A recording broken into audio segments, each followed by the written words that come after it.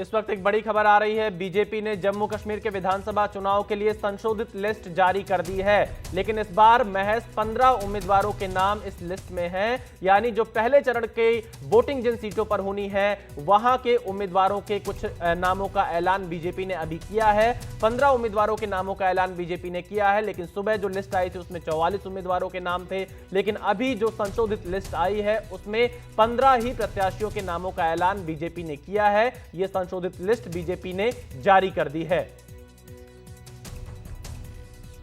BJP ने जम्मू कश्मीर विधानसभा चुनाव के लिए संशोधित सूची जारी कर दी है। 15 उम्मीदवारों के नामों के साथ यह सूची जारी की गई है और खास बात यह है कि सुबह लगभग 44 नाम अनाउंस किए गए थे, लेकिन उस लिस्ट को वापस ले लिया गया था और अब 15 उम्मीदवारों के नाम का ऐलान किया गया है। हमारे संवाददाता अखिलेश इस खबर पर जुड़ चुके हैं। अखिलेश, पहले 44 और अब 15 सीटों पर नामों का ऐलान किया गया है। क्या ये पहले चरण की जिन सीटों पर चुनाव होना है उनमें से कुछ सीटों पर ही प्रत्याशियों के नामों का ऐलान किया गया है?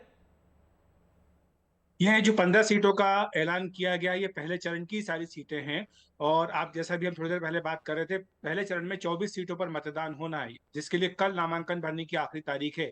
तो 15 सीटों पर ही नाम घोषित बीजेपी ने किए हैं। इससे पहले जो सूची आई थी उसमें 44 नाम थे और उसमें भी पहले चरण के 15 ही नाम थे।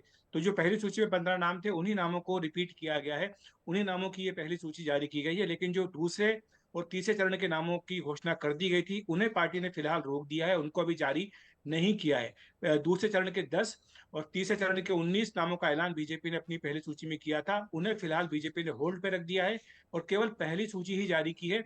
इसमें पहली सूची में जो 15 नाम पहले दिए गए थे वही के वही नाम दोबारा दिए गए हैं, इनमें कोई भी अंतर नहीं है। तो यानी विवाद सिर्फ इसी बात पर था कि दूसरे और तीसरे चरण के उम्मीदवारों के नामों का ऐलान अभी नहीं करना था, लेकिन पहली सूची में वो जारी कर दिए गए थे। शायद यही कारण है कि पहली सूची को रोक दिया गया और अब नई संशोधित सूची जारी की गई, जिसमें कि 15 नाम घोषित किए गए, वही 15 नाम जो पहली सूची में थे, इनमें कोई बदलाव नहीं किया गया है।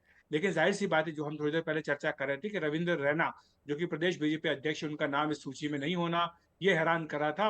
और चूंकि उनके यहाँ चुनाव बाद में होना है, शायद ये भी एक कारण था कि इसलिए उनका नाम घोषित नहीं किया गया था।